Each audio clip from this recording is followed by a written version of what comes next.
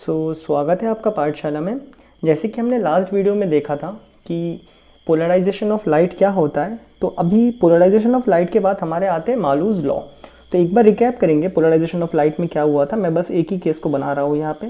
ये हमारे पास light source है जो कि अनपोलराइज्ड है या फिर नॉन पोलराइज्ड है, डन है। तो ऐसे करके लाइट सोर्स आ रहा है यहाँ से। अब हमने क्या किया, हमने इसके सामने एक पोलराइज़र को रखा, लेट इट बी, ये था वो पोलराइज़र, डन। अब जैसे ही इस पोलराइज़र में से लाइट पास होगा तो ये डॉट वाले को तो पकड़ लेगा। तो यहाँ पे मतलब ये क्या बोलते हैं, डॉट वाले को तो पकड़ लेगा, क्योंकि देखो ऐसे था, ऐसे सीन था, मैंने ऐसे रखा तो इसको तो वो पकड़ लेगा डॉट वाले को। आपको क्या यही वाला दिखेगा खाली, तो ए वाले यहाँ से बाहर आ गए, डन है क्या, ए वाले यहाँ से आ गए, डन, ओके। सो अभी कहने की बात है, अगर यहाँ पे मैंने पहले ही बताया था, यहाँ पे अगर टोटल 100 वेव्स हैं तो 50 कैसे रहेंगे, ऐसे करके रहेंगे, और बाकी 50 क्या रहेंगे, डॉट। सो अगर मैं बोलता यहाँ पे टोटल इंटेंसिटी 2I0 होती, मतलब होता, तो उसमें से 50 को तो यहाँ से एलिमिनेट कर, 50 यहाँ से निकल गए, बाकी यहाँ पे 50 ही खाली ऐसे पहुँचे, तो यहाँ पे इंटेंसिटी कितनी बचेगी, आधा हो गया होगा, I0 हो गया ना।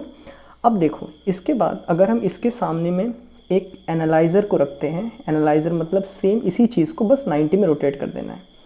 सो एनालाइज़र को अगर हमने इसके सामने रख दिया तो इसमें से क्या, एनालाइज़र इसको भी पकड़ लेगा, तो यहाँ पे क्या बचेगा, इंटेंसिटी 0 हो जाएगा। ये तो एक सिंपल केस था।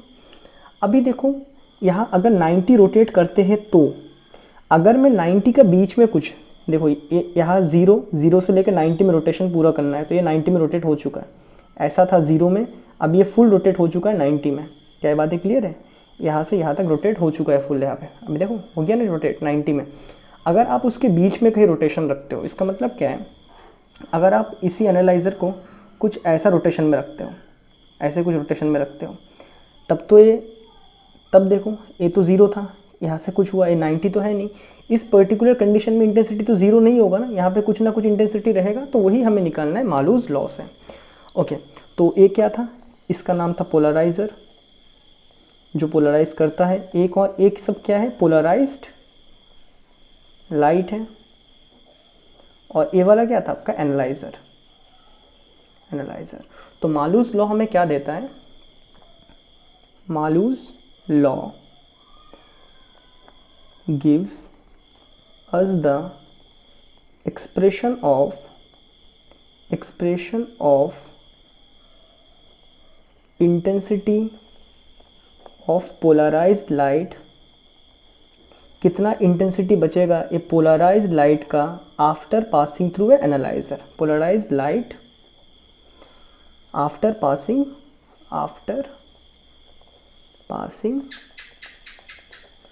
किस में से, through analyser.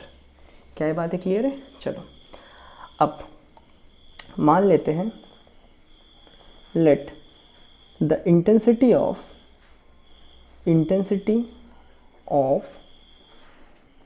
unpolarized light is 2I0. Then after polarization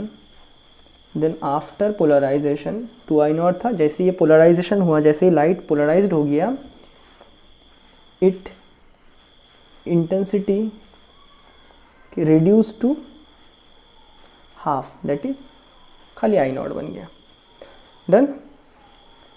ये बातें क्लियर है, ओके। अब देखो वी नो, हमें ऑलरेडी पता है इंटेंसिटी का रिश्ता क्या है, एम्पलीट्यूड के साथ था ना, मैंने पहले ही पढ़ा है। इंटेंसिटी क्या है, डायरेक्टली प्रोपोर्शनल है एम्पलीट्यूड के स्क्वायर के साथ, ये तो सबको आता है। अब ये सारे जो मैंने बना के रखे हैं, बाय द वे एम्पलीट्यूड ही तो है ना, देखो ये मतलब पूरा नहीं, देखो मैंने सब ऐसा बनाया था ना, अप एंड डाउन, ये पूरा क्या है, इसका एम्पलीट्यूड ही तो है। ये बातें क्लियर है क्या, ओके। अब सुनो, अब देखो मैं इसी का डायग्राम को बना रहा हूँ, इसी के डायग्राम को, डन है, इसी के डायग्राम को मैं बना रहा हूँ। ये ऐसा था ना, इसको फिर रोटेट करवाया था ना हमने 90 में, तो ये जब ऐसा था तो इसमें से ये सारे पास हो रहे थे, डन है। एनी हाउ तुम इसको अगर, इसी को अगर तुम यहाँ पे भी रख दोगे, इसी को अगर यहीं पर, इसको अगर ऐसे यहाँ पे रखते हो, तब भी तो यहाँ से सारे खड़े वाले पास हो जाएंगे ना। इसको रोटेट करने के बाद ही तो डिक्रीज़ होता है, या डिक्रीज़ होता है तो 0 बनता है। क्या ये बातें क्लियर है? मैं क्या बोल रहा हूँ, ये आपका पोलराइज़र था, इसमें से ऐसे करके सारे बाहर आ गए ना। अगर आप आपके एनालाइज़र को भी ऐसे ही रखते हो तब भी तो यहाँ सारे निकल जाएंगे, हाँ या ना। यहाँ पे डिक्रीज़ कब होना शुरू करता है, ये पोलराइज़र डिक्रीज़ कब होना शुरू करता है, जब आप इसको रोटेट करके ऐसा कर देते हो, 90 में कर देते हो, तब यहाँ पे इंटेंसिटी 0 होती है। ये बातें समझ आया? तो फर्स्ट केस में बनाता हूँ, ये जो मेरा एम्पलीट्यूड है, अगर वो ऐसा सीधा होता, अगर आपका पोलराइज़र ऐसा सीधा होता, अगर ये पोलराइज़र ऐसा सीधा होता, दिख रहा है ना, मैं इसको बनाई ऐसा रहा हूँ, एम्पलीट्यूड ये पोलराइज़र का है, ठीक है, पोलराइज़र का विड्थ है। अगर ये पोलराइज़र का विड्थ इतना ही होता, ऐसे खड़ा होता, तो सारे एम्पलीट्यूड यहाँ से निकल जाते हैं। अब जब मैं इसको थोड़ा टिल्ट करता हूँ,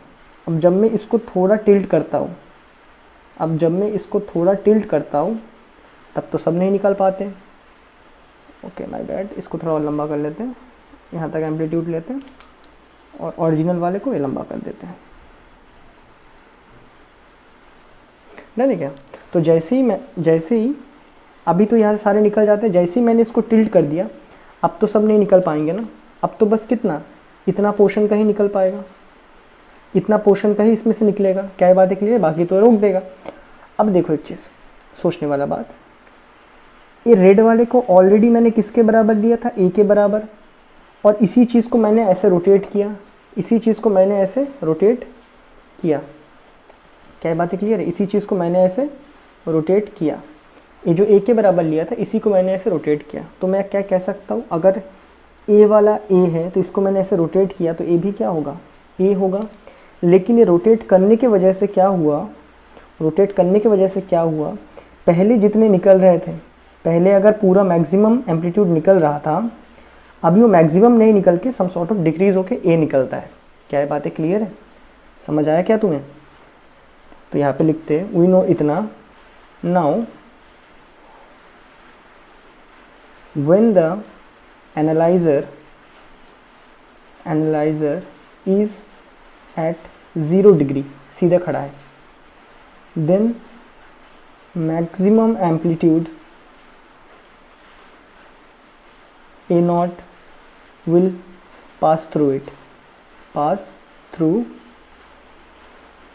it, but when it is turned by an angle of कुछ भी एक जनरल एंगल मान लेते, कुछ थीटा एंगल के साथ टर्न कर दिया गया, एंगल ऑफ थीटा, कोई भी जनरल एंगल, हमें पता है 90 में टर्न करने पे 0 बनेगा, और देख लेंगे जो फॉर्मूला बनता है उसमें 0 में आता है कि नहीं, ठीक है।